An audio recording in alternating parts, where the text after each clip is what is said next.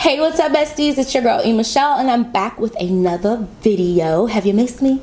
Okay, I hope so. So today we're going to be doing our paycheck to paycheck budget. In the last video, you did see how we put together our monthly overall spread, just to kind of give us an idea of what we will have to work with at the end of the month, throughout the whole month. And I just think it's good to put everything into a good perspective of the whole entire month, but then to break it down again by your paycheck. Now, I do this because I get paid twice a month, and some people get paid every other week, but my paychecks are consistently twice a month. So I always need to figure out if something isn't working, or if it is working for me, maybe things that I need to do differently, bills that I need to remove and add them to a different paycheck so that I'm not stressed out.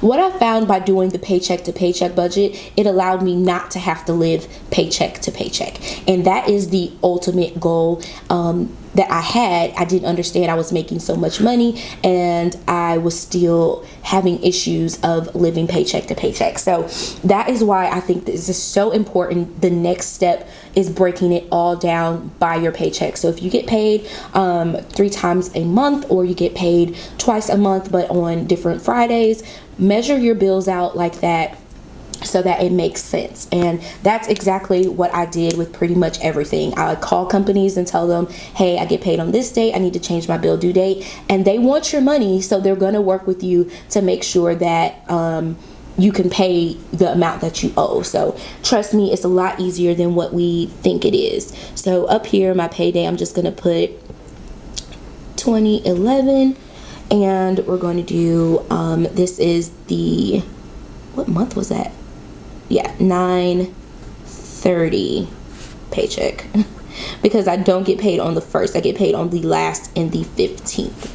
So that's how that works. So 9/30 paycheck. So let's go ahead and get our handy dandy ruler ready, and we'll start over here because we really don't have a whole lot to kind of measure. So we'll do, let's write them out first. So we have expenses. Okay. And then this ruler wants to be unruly sometimes.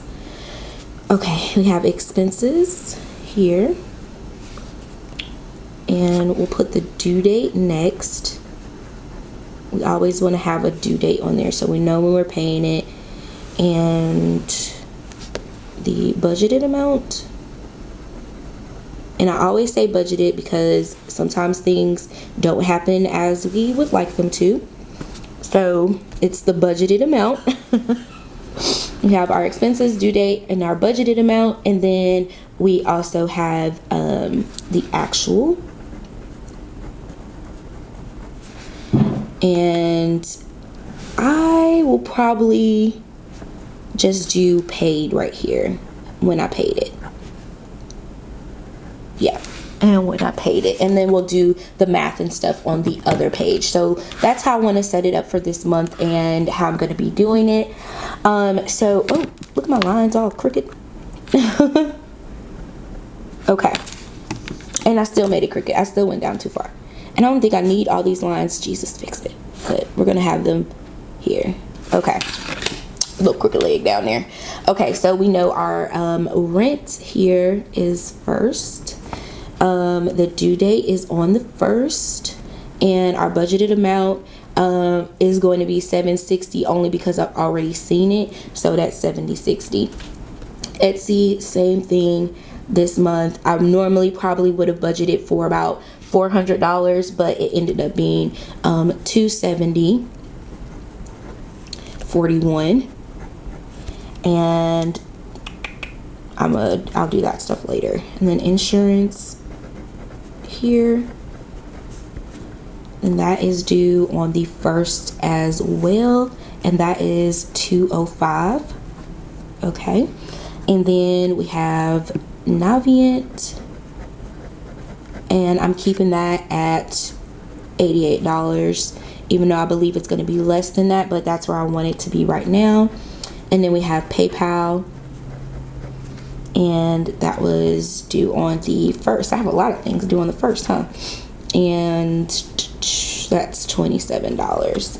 And then iTunes, and that is due on the 3rd. And I'm sorry, I keep sniffling. And that is $16.41. And YouTube TV, and that is due on the 3rd as well, and that is $46.10. And I think that's actually going to be due on the 1st, but I may be writing that down wrong, but I know it comes out at some point in that time. And then the last one that we have is Zips Car Wash, which can barely fit in there. And that is due on the 5th, and that is $14.95. Okay, and then we'll just skip a line and we'll do our cash envelopes and our sinking funds. Okay, and so our cash envelopes would be $420, and then sinking funds would be $80. So let's see where we are as far as our total expenses for this paycheck. And this is why I like to do this, because you're going to see the difference looking overall over here. Yeah, we have $400 left over, but where does that $400 come from throughout the month? Like, it isn't all coming out of one paycheck. So it's good to do it this way so you can see where your money is going. Okay, so we do 760 plus 270.41 plus 205 plus 88 plus 27 plus 16.41 plus 46.10 plus 14.95 plus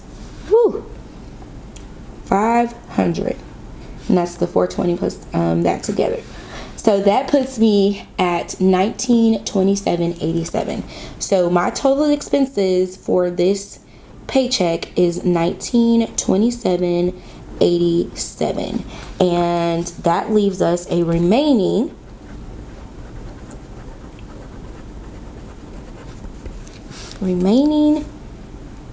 dollars. Let's see if we're still in the positive or not. Minus 2011. Okay, so I am still in the positive $83. Okay, so we're just gonna put 83 here. 83.13 is our remaining balance. Now, what I would do with this money, this particular money, like we said before, something's got to go to a doctor's appointment and car tags. So what we would do with this remaining balance, for right now, we could either A, pay car tags and be short. Okay, we could pay our car tags or put the 83, put the 83 towards it. Put the whole thing. We could either B, do the dermatology appointment. Okay, and that's only $45. So that would leave us with, let's see, $83.13 minus 45. That would leave us with a plus of $38.13 if we did that, and then we could just move this to next paycheck. And let me write that. And then this, move that to next paycheck. So those are my two options depending on what I want to do and how I want to move everything around. We'll see how that goes. But yeah, this is basically how I do everything from my cash envelopes, how I like to break it down. And it's important for you to see what you have remaining from each paycheck, because yes, in your overall budget you may be plus $576, but it means nothing if you aren't looking into your actual paychecks and when you're getting paid to see what you need to do. Now, for instance, if I had come up short, what would I do then? I could take from my savings if I needed to. I would see how many months I'm coming up short in that particular category. And if I need to adjust some of the bills, change some of those, because this means if I have a heavy $83 left over here, I have at least $400 left over from my next paycheck. So that gives me some leeway to be able to move around and do something different. So that's just kind of a little hint or something that I would do or I would focus on if you're finding yourself being too tight at the end of a paycheck, you don't have anything left. And I mean, you have this money in your cash envelopes. Like, don't get that twisted. You have your money in your sinking funds if you need to use that, but that's for a purpose. Everything has a purpose. So this money down here just doesn't have a name quite yet. So that's where we are at. I hope I have explained everything the way you need me to. Thank you so much for following along. Make sure you hit that like button, make sure you subscribe, and as always, hit the notification bell so you don't miss any more of my videos. And I'll catch you guys in the next one. Mwah! KK, bye!